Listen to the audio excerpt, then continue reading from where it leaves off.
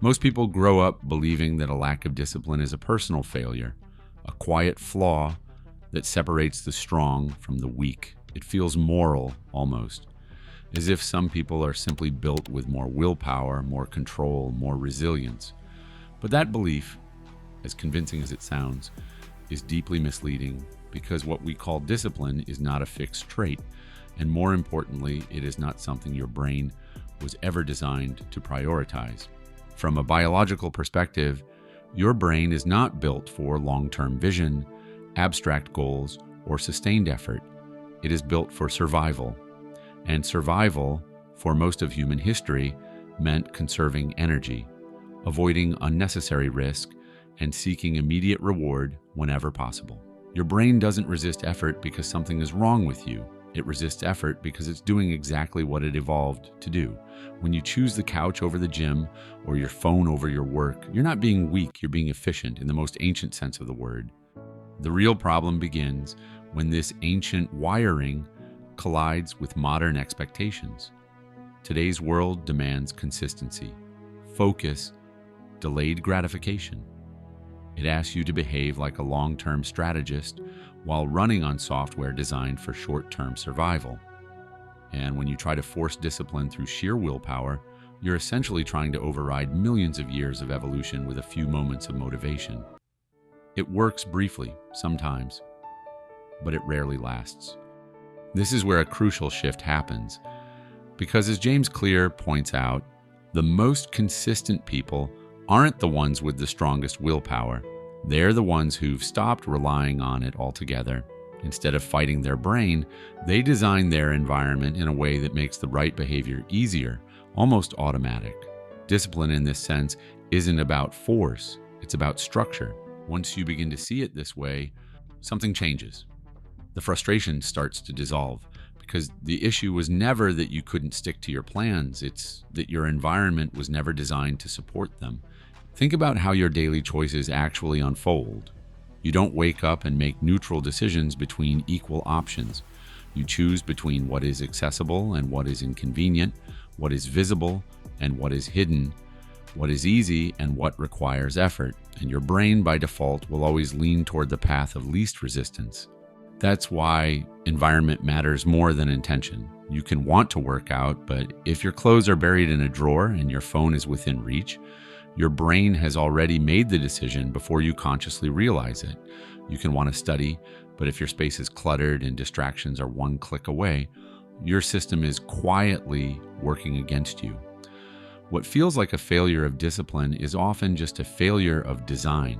But here's where it becomes empowering, because if your behavior is shaped by your environment, then changing your environment changes your behavior.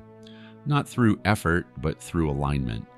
Small adjustments, placing a book where you'll see it, preparing your workout gear in advance, or removing distractions, can shift the balance in subtle but powerful ways. Suddenly, the right choice becomes the easiest one.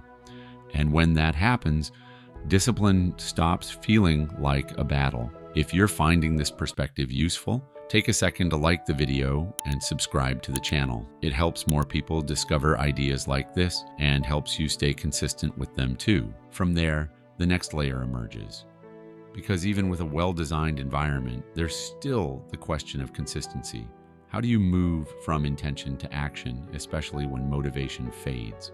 This is where the idea of habit stacking comes in, a method that feels almost deceptively simple but is incredibly effective. Your life is already built on habits. You brush your teeth, check your phone, make your coffee, all without thinking. These are loops your brain has automated to save energy. Instead of trying to create new habits from scratch, you attach them to these existing ones. After brushing your teeth, you meditate for 2 minutes. After making coffee, you write a few lines. After sitting down, you open your book. You're not starting from zero. You're building on what already exists. This works because it removes the hardest part of any action, the beginning. Starting requires energy. Continuing requires far less. By linking new behaviors to established routines, you bypass resistance and create momentum. Over time, these small actions compound. What once felt like effort becomes part of your identity. And this is where the deeper truth reveals itself. Procrastination, which most people see as laziness, isn't a character flaw either. It's feedback, a signal that something in your system isn't working. Maybe the task isn't clear, maybe it's too difficult, maybe there's no immediate reward. Your brain isn't refusing to act, it's responding to friction. When you understand this, you stop blaming yourself and start asking better questions. Is this habit obvious? Is it attractive in some way? Is it easy to begin? Is there any sense of reward? These aren't motivational questions, they're design questions. And when you answer them honestly, you begin to reshape your behavior at its roots. There's also a common belief that you need to enjoy the process in order to stay consistent, that you have to love the grind or feel inspired every day. But in reality, most disciplined people don't feel motivated all the time. They don't wake up excited to do difficult things. What they've done instead is remove the need for constant decision-making. Their systems carry them through moments when motivation disappears.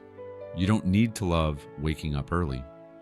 You don't need to enjoy every workout or every hour of focused work. You just need to reduce the friction around those actions so much that doing them becomes easier than avoiding them.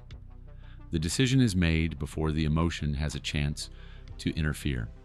And eventually, something even more profound begins to happen, because all of these small actions every time you show up, even briefly, start to shape how you see yourself. You're no longer someone trying to be disciplined. You become someone who acts that way. Identity shifts quietly through repetition. This is the final layer. Real, lasting change doesn't come from forcing yourself to act differently. It comes from seeing yourself differently. Each small habit becomes a vote. Each action reinforces a belief. This is who I am. And once that belief takes hold, behavior follows naturally. At that point, discipline stops being something you chase. It becomes something you express, not as a constant struggle, but as a reflection of a system that finally works with you, not against you. So the question isn't whether you're disciplined enough. It's whether your life is designed in a way that makes discipline possible.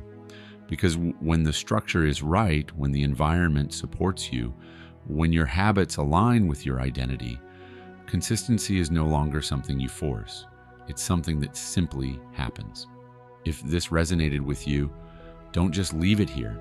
Take one small action today, just one, and start designing your environment around it. And if you want more content like this that helps you build real, lasting systems, make sure you're subscribed, drop a like, and share this with someone who needs to hear it, because real growth isn't about willpower. It's about